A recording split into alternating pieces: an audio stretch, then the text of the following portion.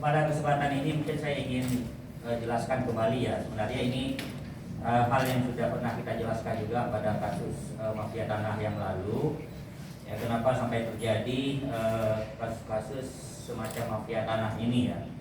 Yang pertama, ini merupakan juga ya, edukasi kepada masyarakat ya, bahwa pada saat masyarakat itu datang ke notaris, dia itu harus mengenal notaris tersebut ya.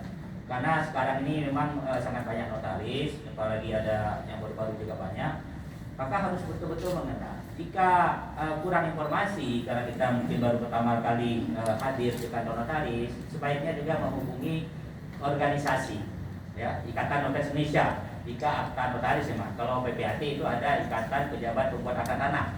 Itu organisasi itu ada pada setiap tingkatan, mulai dari pengurus daerah di tingkat kabupaten kota, pengurus wilayah, dan juga pengurus pusat, ya, sesuai dengan ini yang kebutuhan kita, mau kemana kita harus mencari informasi. Jadi informasi itu sangat terbuka. Kalau untuk notaris sendiri sebenarnya kita punya website, ya, bisa dicek notaris yang terdaftar atau tidak, ya, imi.id. Ya, jadi di sana salah satu informasi bagi masyarakat pada saat dia akan berhubungan dengan notaris.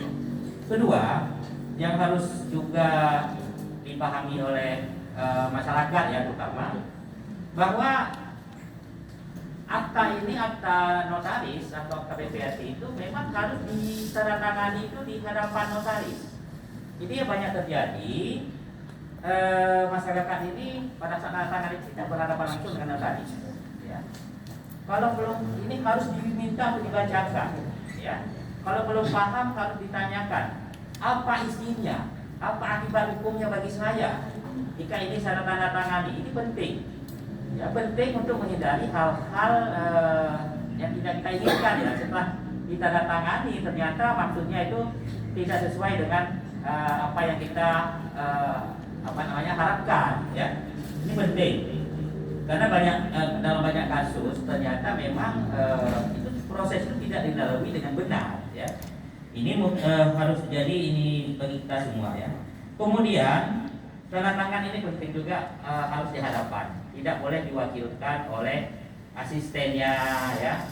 Kalaupun bukan tanda tangan di kantor notaris boleh, tetapi harus langsung di hadapan notarisnya. Dan yang harus diingat sekali, tidak boleh melanggar wilayah jabatan ya. Jadi kalau notaris itu wilayah jabatannya provinsi, kalau PPAT itu kabupaten kota. Misalnya tanahnya di Jakarta Selatan, itu jangan membuat akta di notaris yang bukan di Jakarta Selatan ya, harus di Jakarta Selatan. Kalau di luar itu nanti pasti ada hal-hal yang bisa bermasalah ya. Itu yang harus dipahami.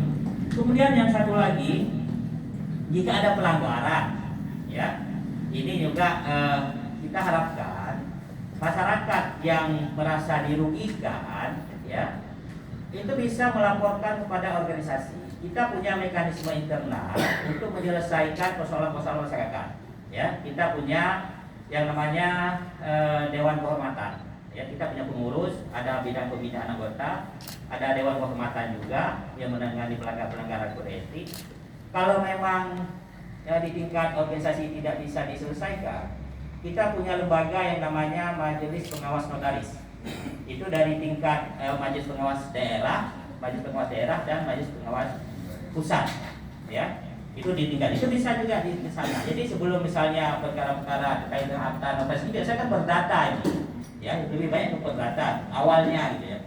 Tetapi jika nanti langsung dibuat laporan ke polisi segala macam ya, jadi kita kadang nggak tahu juga, tiba-tibanya udah muncul perkara ini ke media gitu ya. Jadi kita sangat harapkan mekanisme ini juga dilalui sebelum ke penyelesaian eksternal, mungkin bisa diselesaikan secara internal di organisasi kita.